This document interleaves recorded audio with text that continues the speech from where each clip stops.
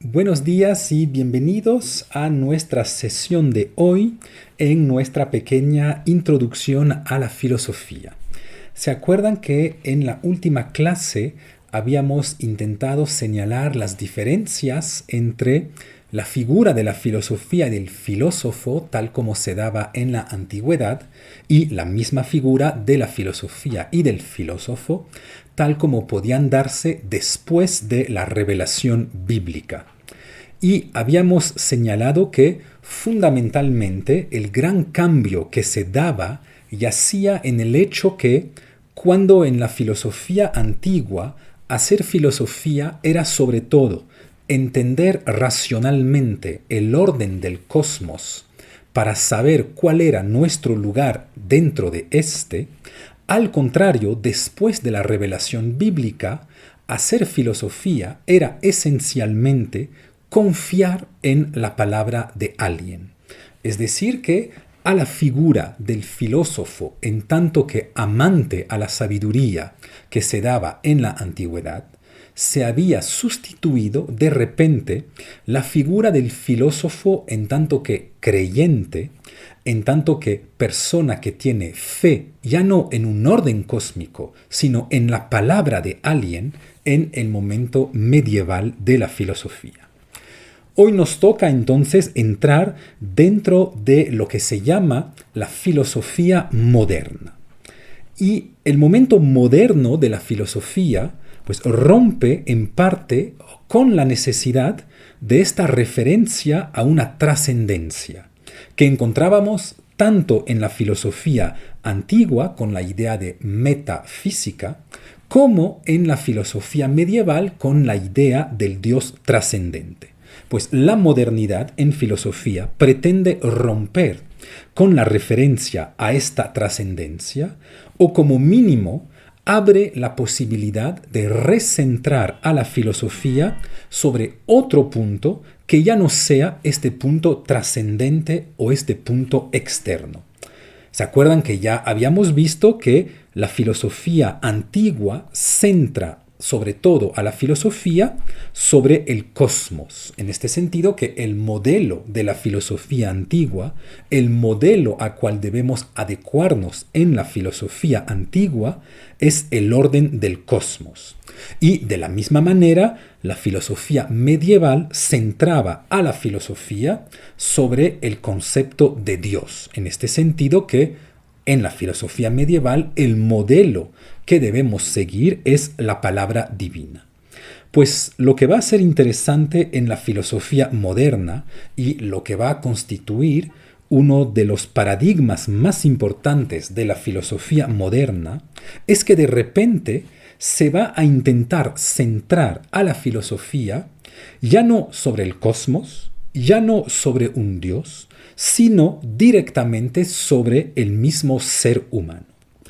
Cuando la gran palabra de la antigüedad era el cosmos y cuando el gran gesto del mundo medieval era el Dios trascendente, pues el gran gesto de la modernidad o el punto de referencia de la filosofía moderna es el sujeto. De repente vamos a ver aparecer a esta categoría de sujeto que obviamente va a cambiar muchas cosas dentro del campo de la filosofía. Y para llegar a entender este punto, vamos a tener que pasar por dos autores. Son dos autores muy diferentes que evidencian cada uno a su manera dos caminos de la modernidad o tal vez dos modernidades muy distintas. Pero en realidad ambos presentan siempre esta misma necesidad de analizar el ser humano, de regresar al ser humano, de pensar el sujeto y de ver en qué medida la filosofía se puede adaptar a esta nueva categoría. Y por esta razón, por esta centralidad de la categoría de sujeto, por este regreso hacia el ser humano, pues no es de sorprendernos que la modernidad haya sido también el gran momento del humanismo. Entonces, a través de dos autores, que son por una parte René Descartes, por otra parte Jean-Jacques Rousseau, vamos a intentar mostrar cómo el gran gesto de la modernidad es centrar la filosofía sobre el ser humano. Y vamos a ver cómo esto juega de diferentes maneras, movilizando muchos conceptos diferentes. Comenzamos entonces hoy con la filosofía de Descartes, antes de dedicar otras sesiones a la filosofía de Rousseau. Tal como les decía, si bien los dos filósofos presentan pensamientos radicalmente diferentes, si bien los dos filósofos presentan dos modernidades muy distintas, pues vamos a ver que podemos como mínimo reunirlos sobre esta idea de la centralidad del ser humano en la filosofía. Abandonamos un momento el concepto de cosmos, abandonamos un momento la referencia constante a Dios para centrarnos sobre el ser humano. Comenzamos entonces hoy con la filosofía de Descartes y con lo que podríamos llamar la modernidad clásica. Descartes es sin duda alguna uno de los más importantes pensadores de toda la historia de la filosofía. Y de hecho, varios de sus textos están al centro de debates que siguen vigentes en filosofía hasta el día de hoy. Y Descartes es un filósofo importante desde varios puntos de vista. Lo es primero porque es quien se reconoce tradicionalmente como la persona que abre la revolución moderna y que marca una ruptura definitiva con la escolástica medieval que se nutría ella misma en gran parte de la filosofía de Aristóteles. Por decirle con palabras simples, pues Descartes es uno de los últimos clavos sobre el ataúd de la Edad Media y sobre su herencia aristotélica. Obviamente no es que Descartes de repente abre de manera absolutamente solitaria el momento moderno de la filosofía, y muchos autores señalaron que la modernidad se vino preparando por diferentes caminos a lo largo de la Edad Media. Pero digamos que tradicionalmente se reconoce a Descartes como uno de los primeros autores importantes de la Edad Media. ¿Por qué razón? Pues justamente porque rompe tanto con la filosofía aristotélica como con la escolástica medieval. Y de hecho es notable que durante más de 20 siglos, la filosofía aristotélica pues, es la filosofía que había marcado el compás de la filosofía en general. Por esta razón, pues tal vez incluso nosotros hoy en día seamos de manera casi natural o de manera casi espontánea aristotélicos. Ya ven que muchas personas hoy en día siguen hablando en términos de virtudes o en términos de potencialidades o de virtualidades, pues todos esos conceptos, aunque en muchas ocasiones a lo mejor esas personas no lo sepan, pero son conceptos que provienen directamente de la filosofía aristotélica.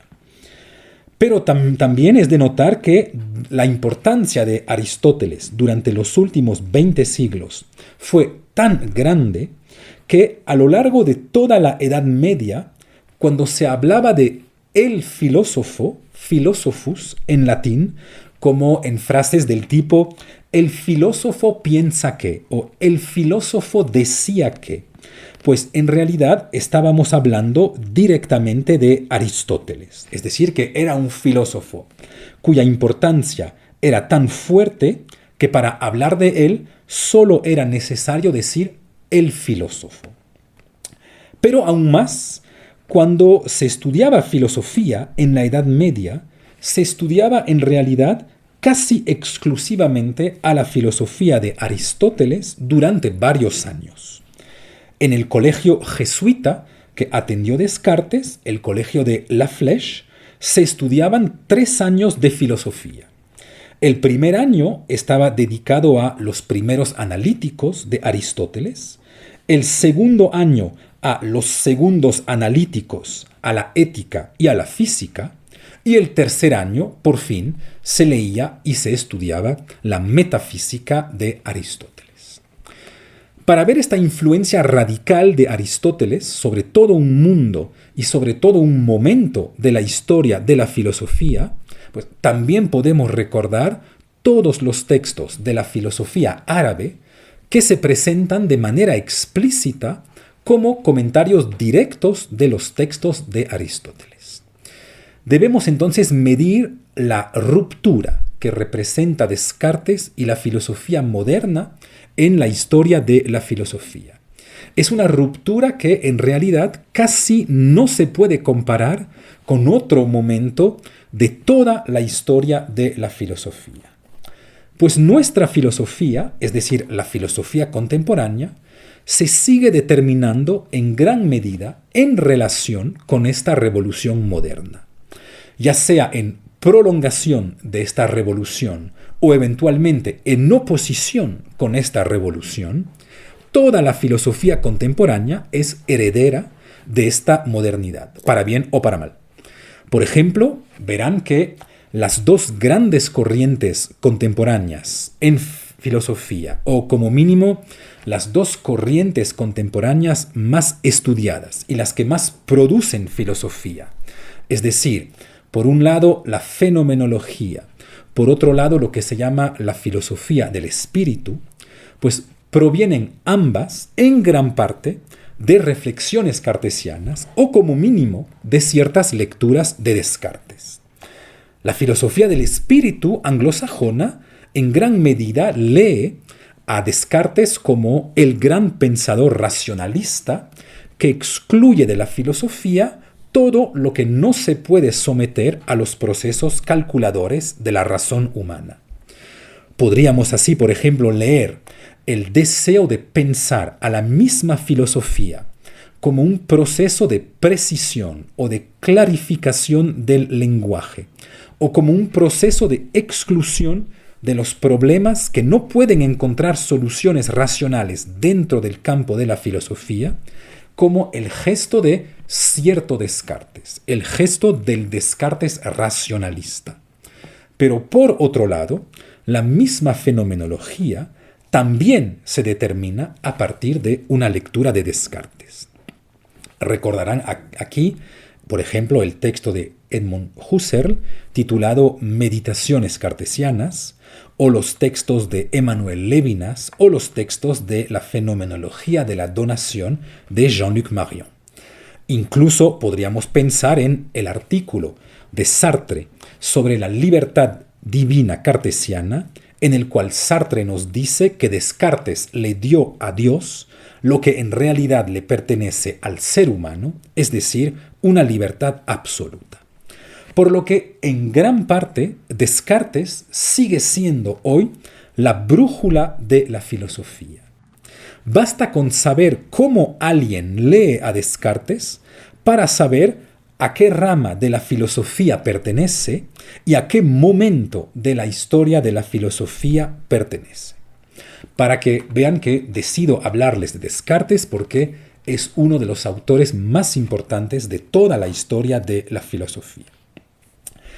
Y como siempre, puesto que no distingo la filosofía de la vida filosófica, pues debemos entender en qué mundo vivió Descartes para que podamos comprender por qué pudo producir cierto tipo de ideas en tal momento de la historia y por qué razón estas ideas tuvieron un impacto tan importante sobre la historia de la filosofía. Existen muchas biografías de Descartes. La primera fue redactada pocos años después de la muerte de Descartes por alguien llamado Adrien Baillet, pero en realidad es una biografía tal como se solía hacer antes, es decir, una biografía muy hagiográfica. Por suerte tenemos hoy una biografía científica de Descartes que fue redactada por una especialista de Descartes que se llama Geneviève Rodis-Lewis, una gran especialista de Descartes. Y solo voy a contarles aquí algunas anécdotas de la vida de Descartes e iremos viendo más en profundidad durante la clase de Descartes cómo se desarrolló la vida de Descartes para que vean que además tiene un carácter sumamente romanesco.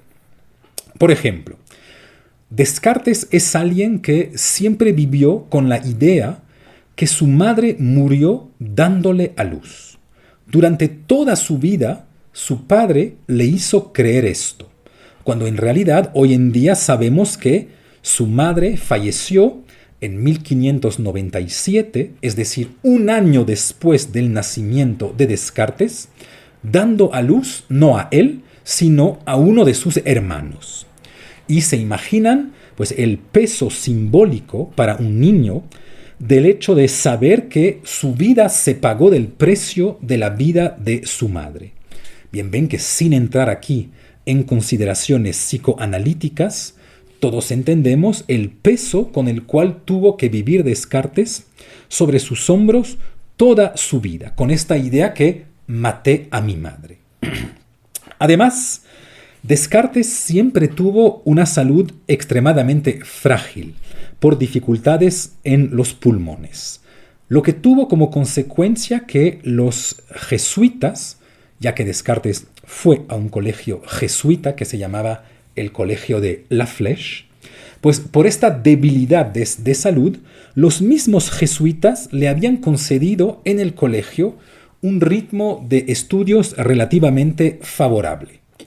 Si bien todos los niños en aquel entonces se levantaban a las 5 de la mañana para comenzar el día rezando, tanto invierno como verano, Descartes era el único que podía quedarse en cama hasta las 10 de la mañana, comenzaba a trabajar solo en su cama con los diferentes libros de clase y solo a partir de las 10 de la mañana entraba realmente a clases con sus camaradas. Si ven que los jesuitas bien habían identificado de inmediato el carácter un poco diferente o el carácter intelectualmente superior del pequeño René Descartes, y por eso le permitían comenzar las primeras horas de estudios solo en su cuarto. De inmediato vieron en él uno de los posibles futuros profesores de la institución jesuita. Otra anécdota famosa es acerca de su estadía en Holanda. Saben que Descartes es un filósofo francés y es un filósofo muy enamorado de Francia a tal punto que tuvo una pequeña niña con una empleada suya en Holanda y decidió llamarle Francine, que significa pequeña Francia. Descartes era muy famoso en Francia y toda su correspondencia siempre alaba Francia. De hecho, obtuvo fácilmente la autorización real para poder publicar sus obras en Francia y no tenía mayor problema en este país. Y sin embargo, por alguna razón que nadie puede realmente aclarar, pasó más de 30 años de su vida fuera de Francia, en Holanda, país del cual siempre se queja en su correspondencia por su frío, pero también por todos los problemas que siempre tuvo allá por estar promoviendo una nueva filosofía anti-aristotélica. En Holanda, para Descartes, muchas cosas fueron duras. Tuvo una controversia terrible en la Universidad de Utrecht, donde lo denunciaban como alguien que quería pervertir a la gran filosofía aristotélica. Y sin embargo, se quedó en Holanda la mayor parte de su vida. Y lo interesante es que su salida de Francia es a la vez sorprendente y también misteriosa. En noviembre de 1627, Descartes está en París en una reunión a la cual asiste el cardenal de Bérulle, que era el líder de los tradicionalistas en Francia y también el fundador de la Orden del Oratorio.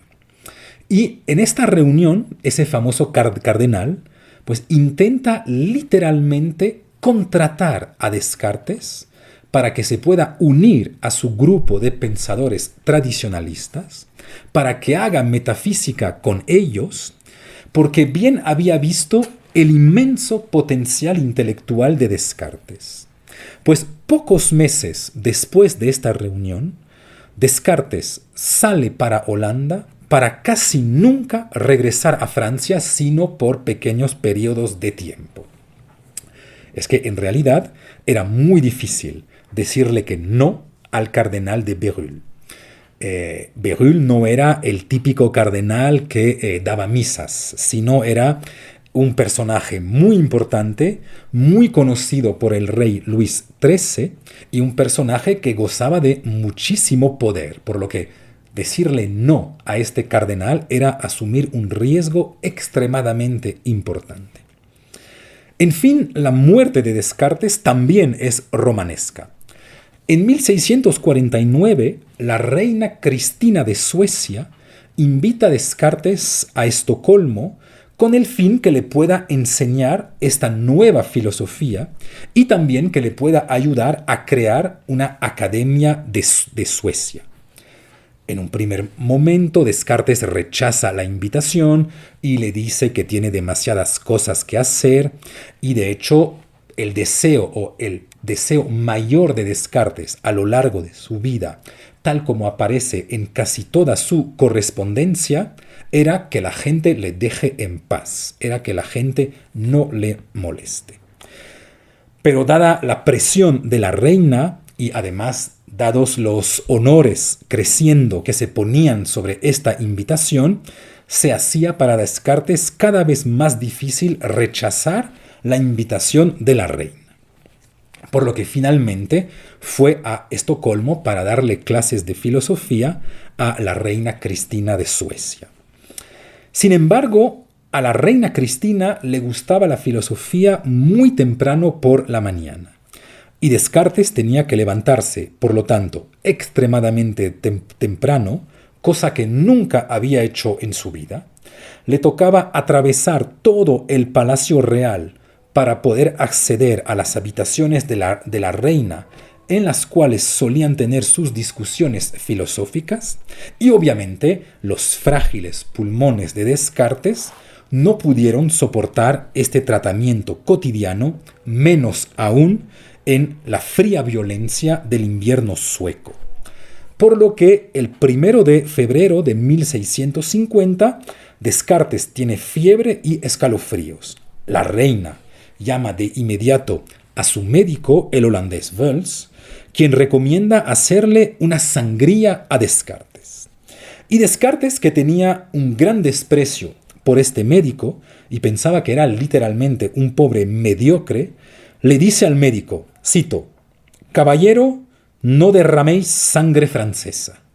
En vez de esto, Descartes le pidió a este médico que le dé una infusión de tabaco en vino rojo. Sin embargo, al tener muchas dudas sobre la eficacia de este remedio, los doctores dejaron infusionar muy poco tiempo el tabaco en el vino, por lo que el remedio no tuvo casi ningún efecto sobre Descartes. El 11 de febrero de 1650, Descartes estaba muerto. A los estadounidenses, a quienes suelen gustarles mucho esas historias, pues estudiaron el remedio que proponía Descartes para su mal y concluyeron que si se hubiese hecho la infusión exactamente tal como lo había solicitado Descartes, o bien se moría inmediatamente, o bien podía eventualmente salvarse. Así ven que todo esto para decirles que ninguna filosofía más que la de Descartes está inscrita en la vida de alguien, en sus momentos de locura, en sus momentos de genio, en su arrogancia, en su mala fe. Descartes realmente es una filosofía, a pesar que sea una filosofía racionalista, pues es también una filosofía encarnada, es una filosofía que se vive. Por esta razón, necesitamos ver un poco más del mundo de Descartes y sobre todo del mundo de Descartes tal como existía desde un punto de vista intelectual. El mundo de Descartes es el que se conoce precisamente como modernidad. Según los países, pues este concepto puede tener fronteras un poco diferentes, tanto para saber cuándo comienza esta modernidad como para saber cuándo acaba, pero digamos, para ir rápido, que es el mundo que sigue justo el Renacimiento. Corresponde en Francia al siglo XVII, que es políticamente el siglo de los reyes Henry IV, Luis XIII y Luis XIV, es decir, justo un siglo antes del siglo de las luces. Corresponde también, para darles algunas pautas históricas, al siglo de la construcción del Gran Castillo de Versalles y al auge de Francia. Los intelectuales y los artistas franceses están de moda en toda Europa y le dan en parte el ritmo a todos los otros intelectuales europeos. Solo para darles algunos nombres famosos, pues vean que el siglo de Descartes es también en Francia el siglo de Pascal, el siglo de Malebranche, el siglo de Molière, el siglo de Racine, el siglo de Corneille, etcétera, etcétera. Pocas veces Francia pudo reunir a tanto talento en tan poco tiempo.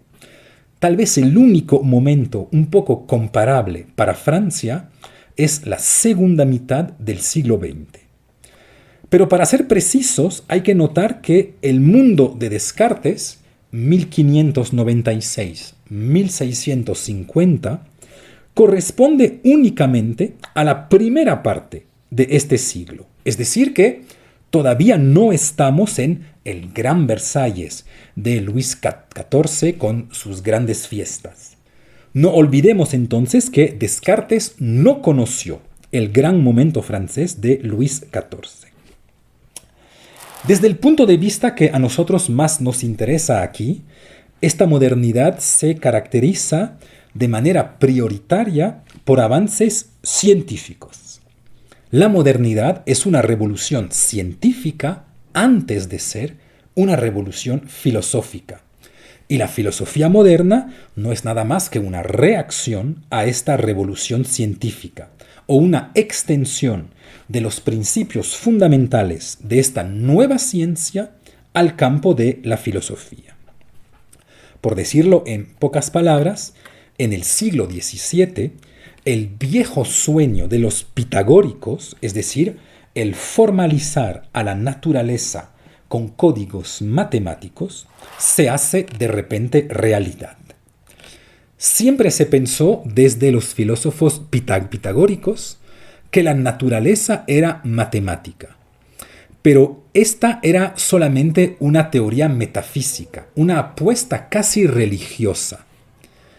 Pues en el siglo XVII de repente se muestra que se puede formalizar a la naturaleza con los conceptos de la matemática, pero además se demuestra esta posibilidad con avances científicos y avances técnicos de gran importancia. Es como si las puertas de la naturaleza se abrieran gracias a los conceptos de la matemática. Y de hecho Descartes es un gran científico que dejó su nombre tanto en la historia de las matemáticas, por ejemplo por las coordenadas cartesianas, como también en la historia de la óptica. Este siglo también es el momento de Galileo y de su famosa frase que encontramos en su texto Il Saggiatore: la naturaleza está escrita en lenguaje matemático. Y es importante notar que, de joven, Descartes pronunció el elogio público de Galileo en su colegio jesuita en 1606, para que vean que los jesuitas estaban muy lejos de condenar a Galileo y que el heliocentrismo ya había sido aceptado incluso en muchas congregaciones religiosas. De hecho, en aquel entonces la mayoría de los filósofos son a la vez filósofos y científicos. No lo son exactamente todos, pero muchos tienen este doble papel. Es algo que casi no existió en otro periodo de la historia de la filosofía, salvo en el momento del surgimiento griego de la filosofía. Por lo que les digo rápidamente algunas palabras de estos personajes importantes del siglo XVII para que podamos ubicarlos tanto históricamente como intelectualmente. Comencemos obviamente por Descartes. Es brillante en matemáticas y sus aportes a esta disciplina son decisivos. Es el fundador de la geometría analítica. Su objetivo y su idea siempre es acercar la geometría y la aritmética, dos disciplinas que solían tradicionalmente distinguirse, pues él intenta acercarlas y proponer una escritura aritmética de las figuras geométricas. Y además de esas ideas matemáticas geniales, Descartes tiene un papel fundamental en el fundamento de la óptica. Otro personaje importante, Pierre de Fermat, es un inmenso matemático de la ciudad de Toulouse. No es filósofo, él sí es un puro matemático y un hombre de leyes. Y dejó su nombre en la historia de las matemáticas por su gran teorema según el cual para n superior a 2 no tenemos nunca y a la potencia n igual a x a la potencia n más z a la potencia n. Fermat dijo que había demostrado este teorema en margen de una carta, pero que ya no encuentra el papel, por lo que no puede transmitirnos realmente la demostración. Hoy los matemáticos piensan que en realidad era absolutamente imposible que Fermat haya demostrado su teorema matemático, puesto que es finalmente en el año 1993-1994, con una demostración de más de 1000 páginas, que el matemático inglés Andrew Wiles pudo por fin demostrar ese gran teorema de Fermat. Otra persona importante, Blaise Pascal, del cual celebramos este año los 400 años. Matemático, físico, filósofo, teólogo, Pascal es el paradigma del niño prodigio, es decir, excelente en absolutamente todo. A los 8 años demuestra los elementos de Euclides con una tiza sobre el suelo. A los 16 años escribe uno de los textos más importantes que seguimos utilizando hoy sobre la matemática de los cónicos. También formaliza la presión atmosférica con sus experiencias sobre el vacío. Pascal deja su nombre en filosofía, en física, en matemática y en teología.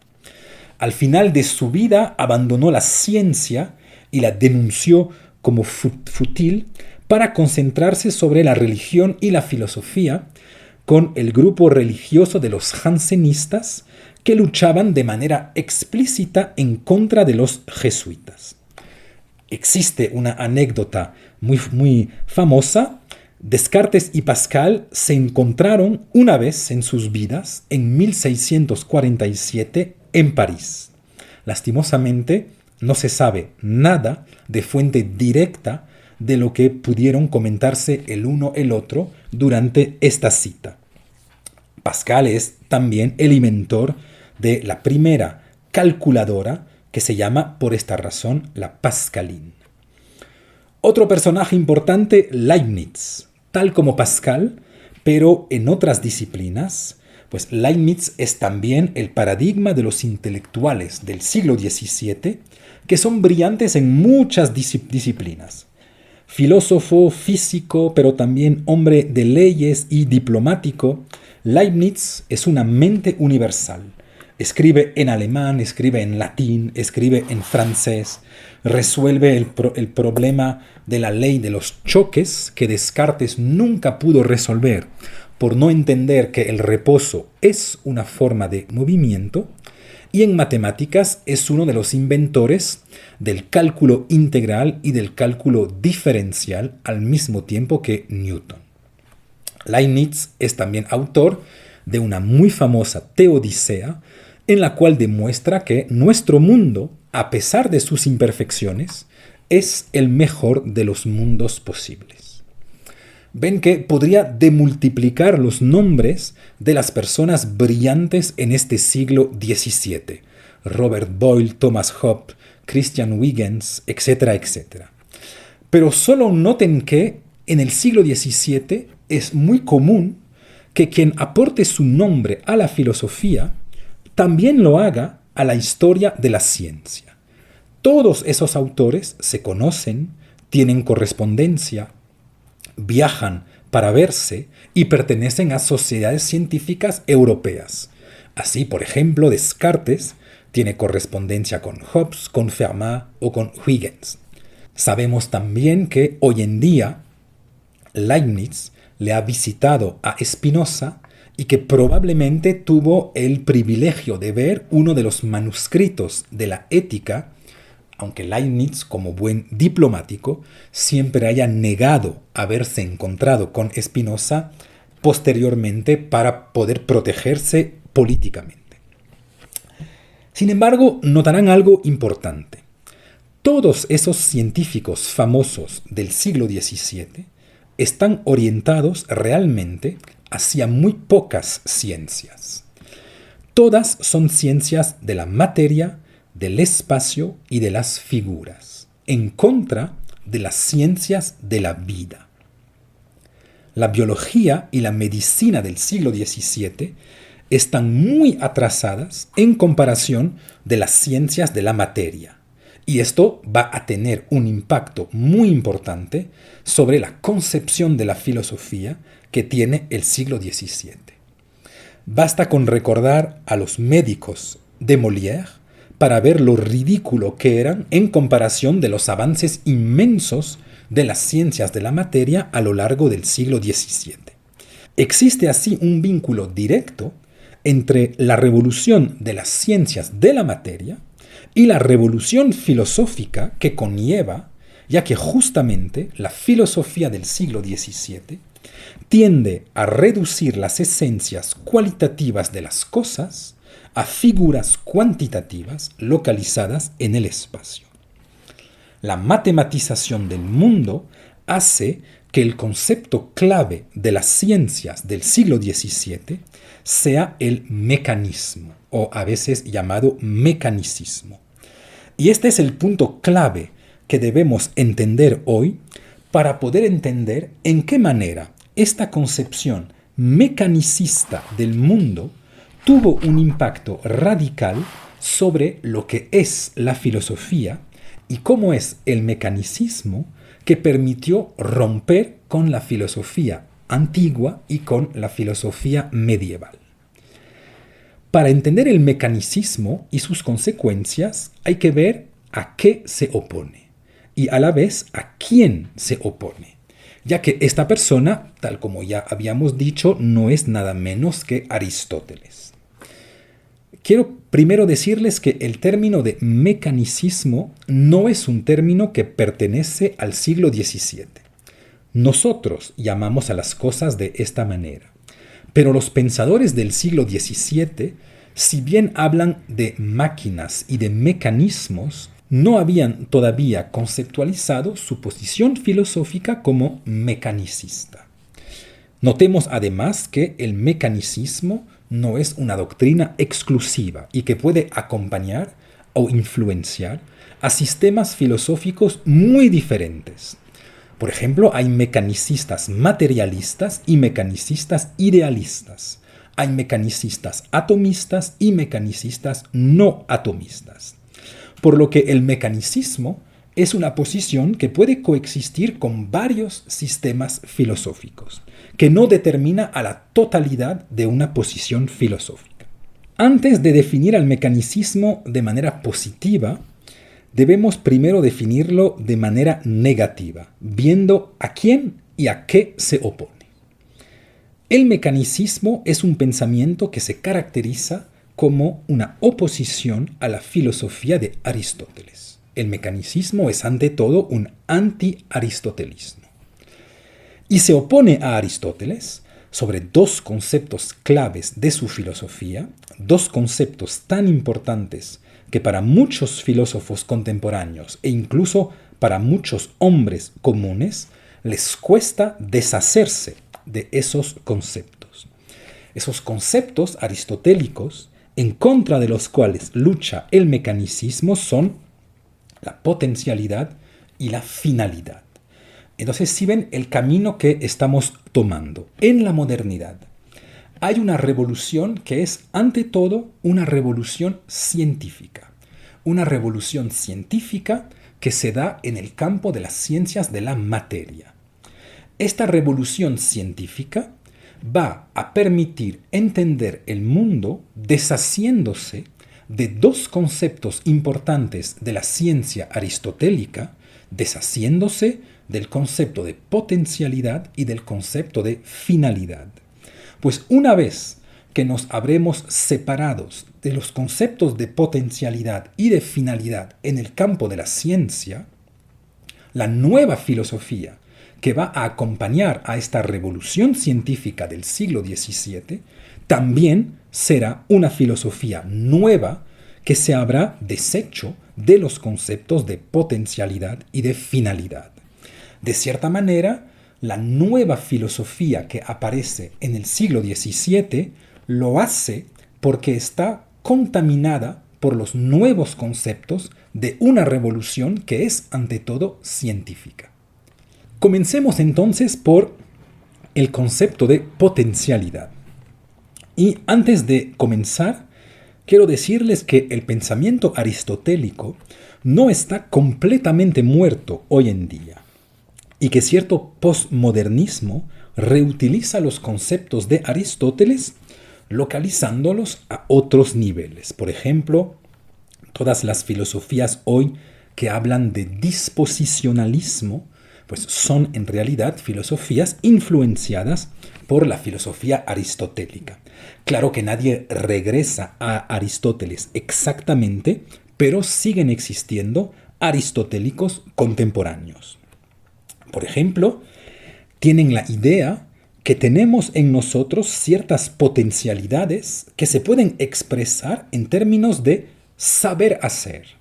Por ejemplo, hay personas que piensan que saben caminar, o que saben hablar francés, o que saben escribir poemas. Pero sí ven que la dificultad de estas potencialidades es de saber cuál es la realidad de estos estados, ya que son casi imposibles de evidenciar. Todo el mundo cree en las potencialidades, pero nadie las puede mostrar. De ahí que la filosofía moderna haya dicho, bueno, dado que es un concepto que no podemos evidenciar, mejor debamos deshacernos de él. Tomemos un ejemplo simple. Se puede representar a un hombre sentado, se puede representar a un hombre de pie, se puede representar a un hombre que se está levantando. Pero ¿cómo mostrar a un hombre que tiene la posibilidad de levantarse? ¿Cómo dibujar un hombre que puede levantarse? Pues bien vemos la dificultad casi ontológica que conlleva este ejercicio. Para ejemplificar una potencialidad, hay que hacerla pasar al campo de la actualidad. Pero al pasarla a la actualidad, la eliminamos como potencialidad, ya que la potencialidad es justamente algo que no está todavía actualizado.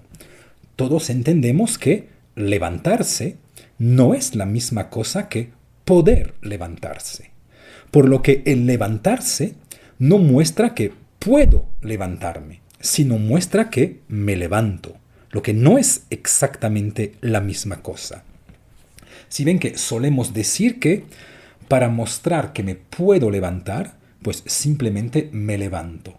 Pero en realidad, al levantarme, no muestro que me puedo levantar, muestro que me estoy levantando. Para poder mostrar que puedo levantarme, debería mostrarlo justamente sin levantarme, porque levantarse y poder levantarse no es para nada la misma cosa. Esta es entonces la dificultad de todos los sistemas que van a pensar en términos de potencialidades. Hay que pensar una realidad que nunca se puede mostrar y que sin embargo explica la realidad que se ve. Por eso, el mejor ejemplo para mostrar esta paradoja es el concepto de posibilidad. Nadie puede representar a un hombre que tiene una posibilidad, ya que por definición solo se representan actualidades y no potencialidades. Más allá de la dificultad ontológica que presentan estas potencialidades, me parece imposible e inútil pensar en términos de posibilidades o de potencialidades, ya que son conceptos no discriminatorios que por lo tanto se pueden aplicar de manera idéntica a todo y a todos. Si lo pensamos bien, es muy difícil entender la utilidad de pensar en términos de potencialidad, ya que parece que se pueden aplicar a todos y a nadie. Tomemos un ejemplo.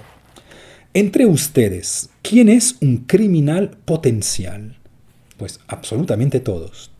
Pero entre ustedes, ¿quién es un premio Nobel potencial? Pues absolutamente todos. Entonces, ¿cuál es el estatuto de esta realidad virtual que pensamos en términos de potencialidad o de poder hacer?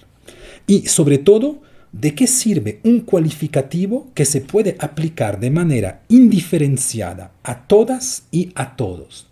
¿De qué me sirve saber que todos somos criminales potenciales? Pues de absolutamente nada. ¿De qué me sirve saber que todos somos premios Nobel potenciales? Pues de absolutamente nada. Lo que me interesaría es poder distinguir quién entre nosotros podría ser premio Nobel o quién entre nosotros puede ser eventualmente criminal. Pero si la respuesta siempre es todos, pues entonces es un concepto que no me sirve de absolutamente nada. Más aún, ¿cómo determinar estas posibilidades o estas potencialidades? Ya que no existe ninguna disciplina que trabaje sobre lo que las cosas pueden hacer, sino solo sobre lo que las cosas de hecho hacen. Por ejemplo, si yo les digo, ¿es posible para un hombre caminar sobre el agua? Pues en realidad nadie lo sabe. Lo único que podemos decir es que, de momento, no es algo extremadamente común. Pero nadie puede demostrar que el ser humano no lo puede hacer, ya que tal vez simplemente no es que lo podamos hacer, sino que no lo sepamos hacer. De la misma manera, ¿es posible que los planetas ya no hagan movimientos elípticos, sino movimientos en círculo? Pues en realidad nadie lo sabe. Lo único que se puede decir es que, de momento, de hecho, no lo hacen.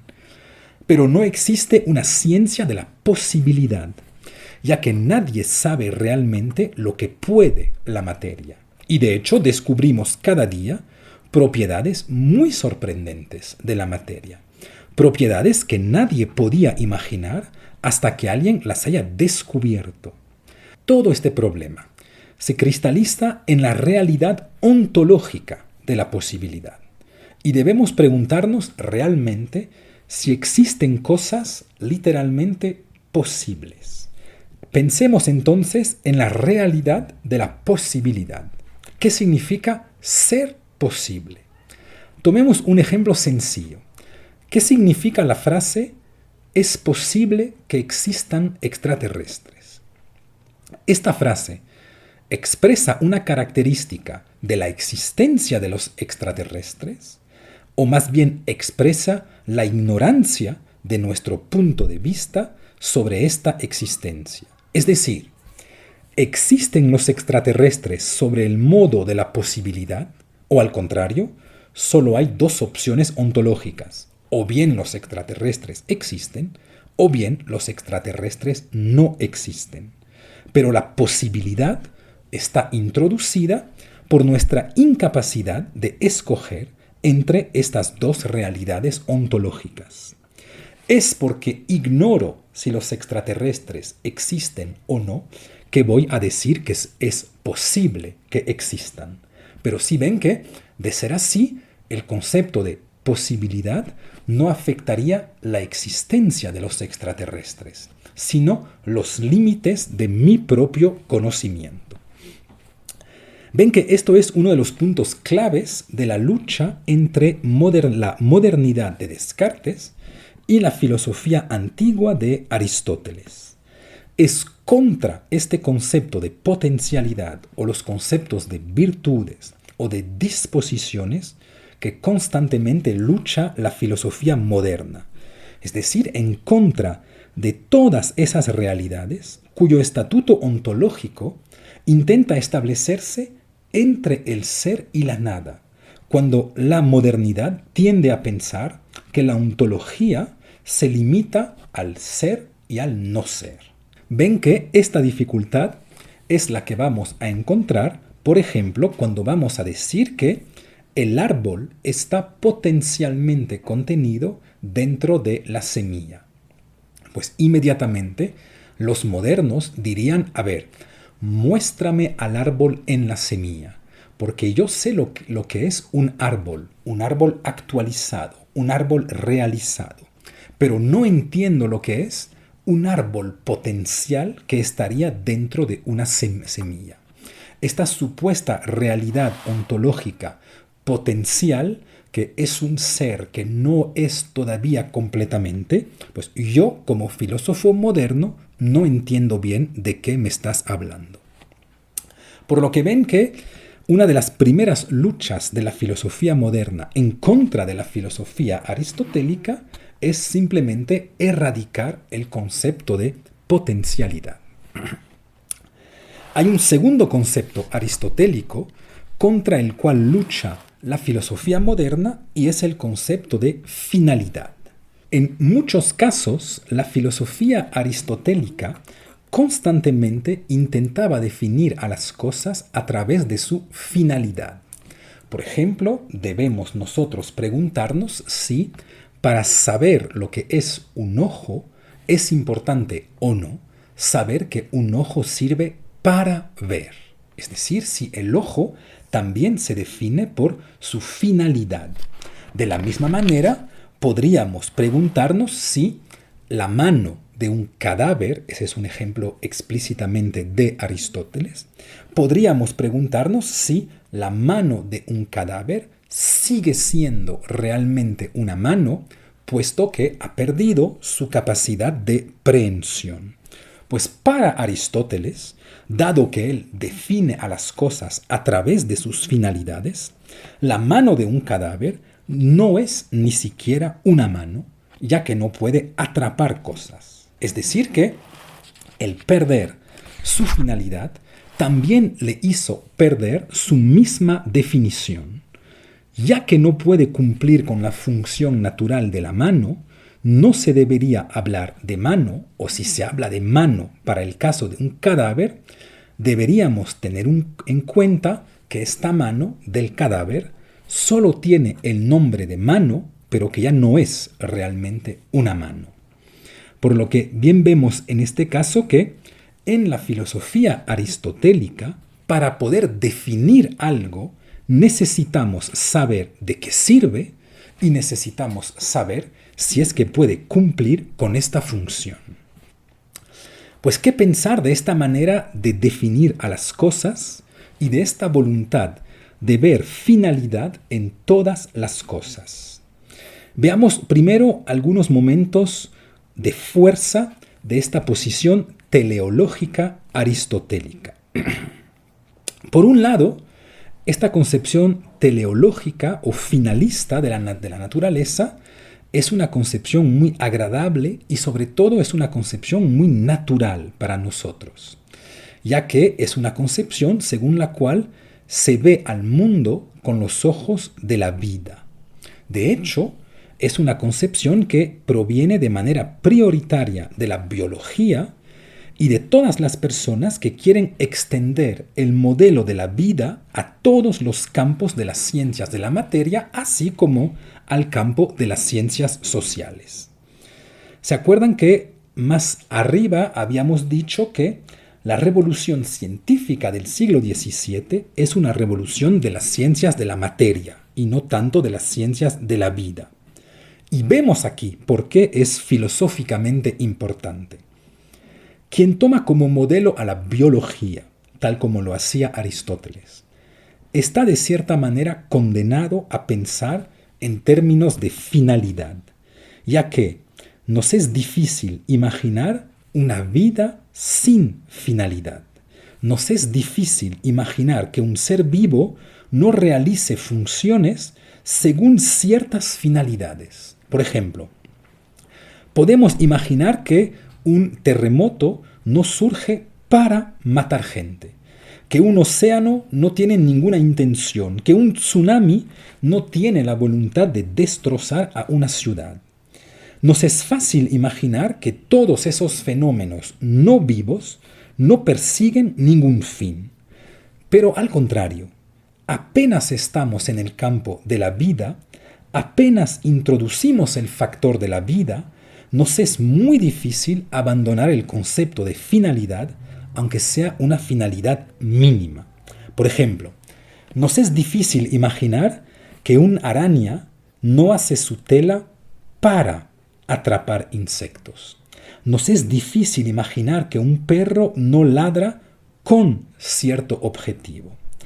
Incluso si bajamos en el campo de la vida y pasamos a los vegetales, nos es complicado imaginar que una planta no crece en tal o tal dirección con el fin de recibir más sol y de poder mandar a sus raíces en búsqueda de tal o tal agua.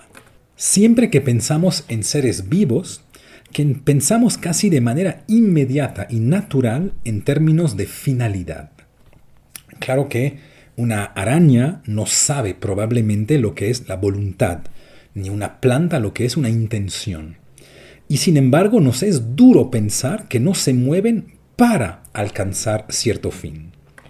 Así ven que la finalidad parece casi imponerse a nosotros cuando pensamos según los conceptos de los seres vivos.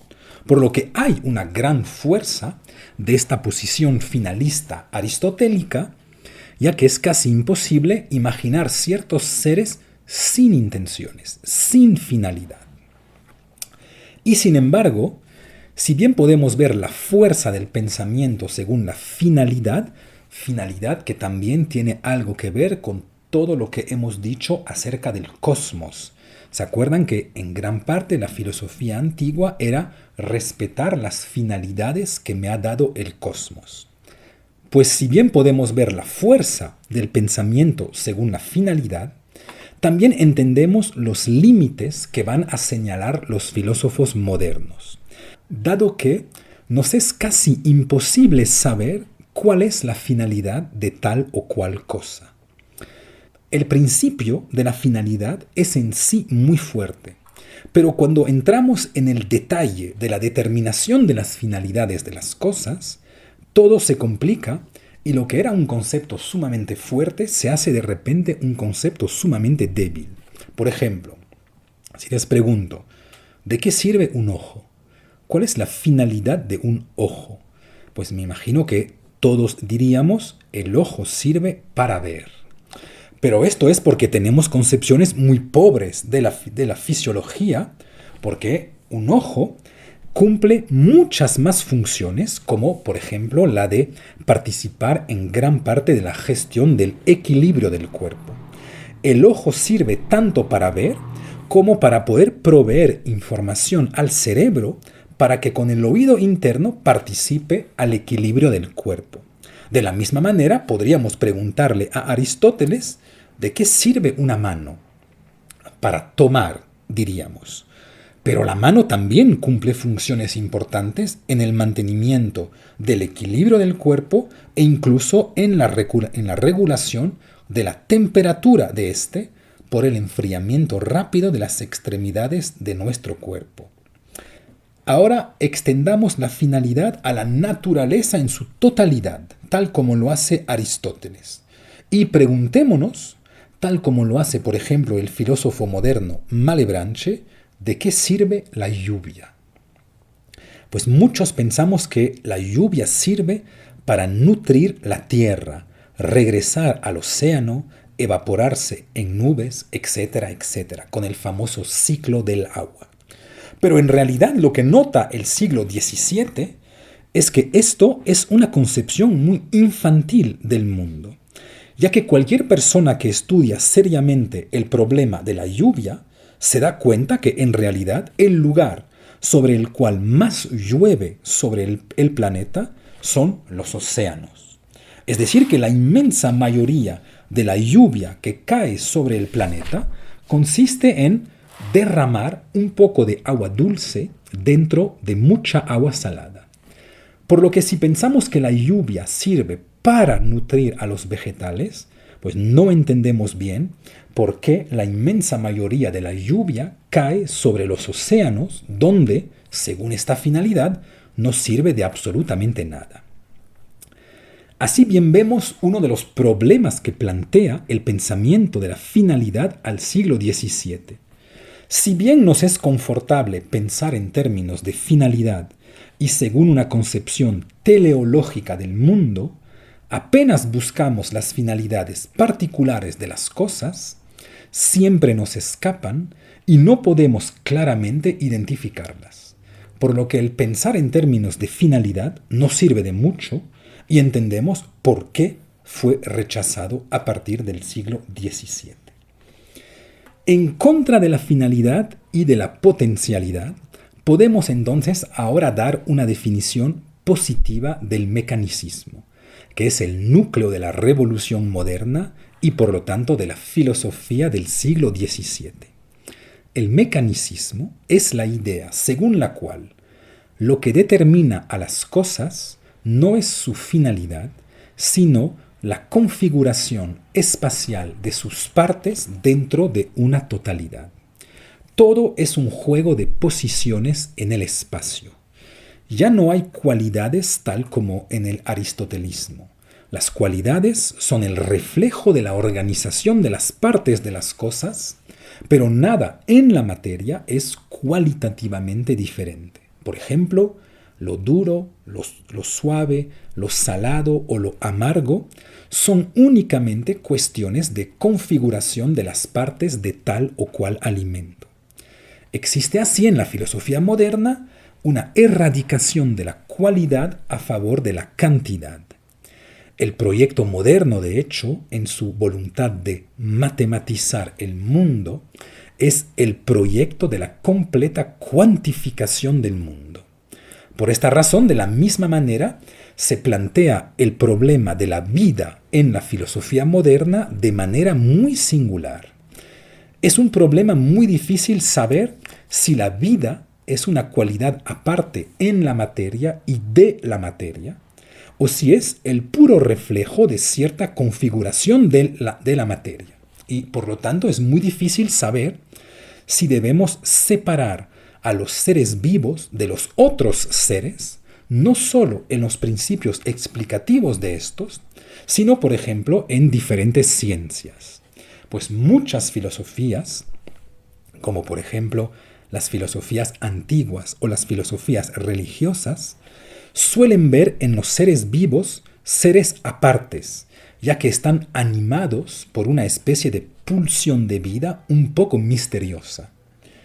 Pues este ya no es el caso en la filosofía moderna, ya que el mecanicismo es un reduccionismo que trata a la vida tal como a cualquier otro cuerpo.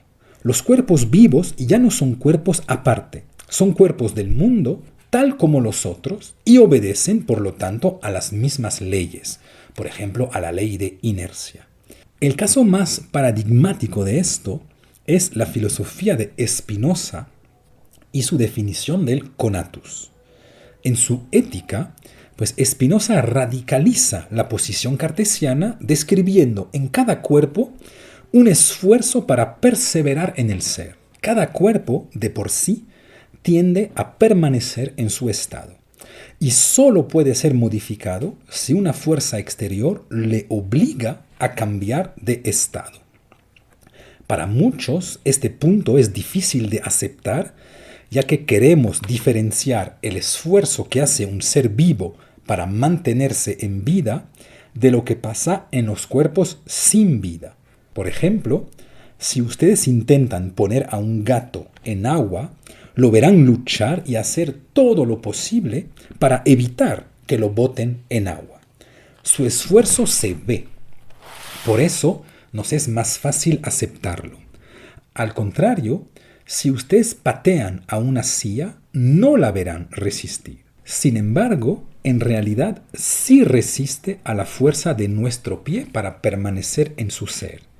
Y solo si la fuerza de nuestro pie es superior a la fuerza de resistencia de la silla, podremos hacerla modificar su estructura, es decir, podremos romperla. El mecanicismo es entonces el deseo de reducir todo al ejemplo de los cuerpos más básicos de la física. Podríamos decir que esta es la esencia del mecanicismo. Todos los cuerpos están reducidos a sus propiedades espaciales.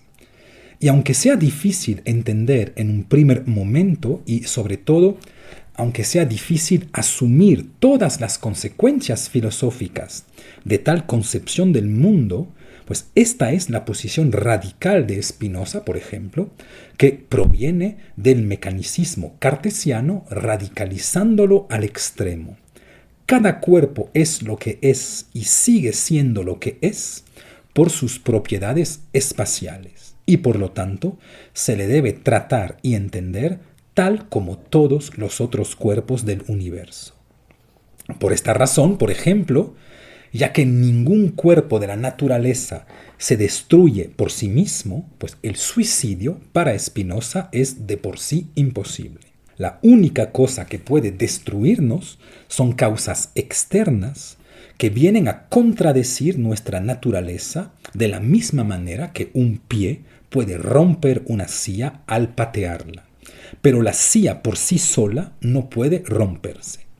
Así hay esta idea en Spinoza que morir es una especie de falta de lógica. Es exactamente como si un círculo quisiera hacerse cuadrado. Obviamente Spinoza no está completamente loco y bien ve que hay gente que se suicida. Sin embargo, el suicidio es para él en realidad un asesinato indirecto. Siempre es por ceder a fuerzas exteriores que nos suicidamos, ya que nada en nosotros está programado para que nos matemos a nosotros mismos. De la misma manera se podría decir en este caso que la muerte está radicalmente exterior a la vida, ya que nosotros solo somos vida y fuerza de vida, y morimos de cierta manera siempre por accidente. Morimos porque estadísticamente algún día nos encontraremos con una fuerza superior a la fuerza de nuestro cuerpo, ya sea un virus, una bala, un carro, etcétera, etcétera. Por lo que con esto podemos cerrar nuestra sesión de hoy resumiendo lo que quería comentarles. La filosofía moderna de la cual vamos a hablar en las próximas sesiones y la concepción moderna de la filosofía proviene directamente de una revolución científica que se dio en las ciencias de la materia a comienzos del siglo XVII. Esta revolución científica anti-aristotélica anuló tanto el concepto de potencialidad como el concepto de finalidad que inundaba la casi totalidad de la filosofía antigua y además de la filosofía medieval. Pues a partir de esto vamos a tener que pensar una filosofía sin potencialidad y una filosofía sin finalidad. Y bien ven que el simple hecho que vayamos a pensar una filosofía sin finalidad va a implicar que hacer filosofía ya no será cumplir con nuestra finalidad dentro del cosmos, dado que ya no hay finalidades, y tampoco será cumplir con las finalidades que me ha dado algún tipo de Dios trascendente, puesto que tampoco ya no hay finalidades. De ahí la necesidad moderna de pensar no solo una nueva filosofía, sino una nueva manera de hacer filosofía, una nueva definición de la filosofía, ya no centrada sobre el cosmos, ya no centrada sobre Dios, sino totalmente centrada sobre el ser humano. Es lo que veremos en la próxima sesión. Muchas gracias por haber asistido a la clase de hoy. Nos vemos dentro de 2 semanas. Muchas gracias.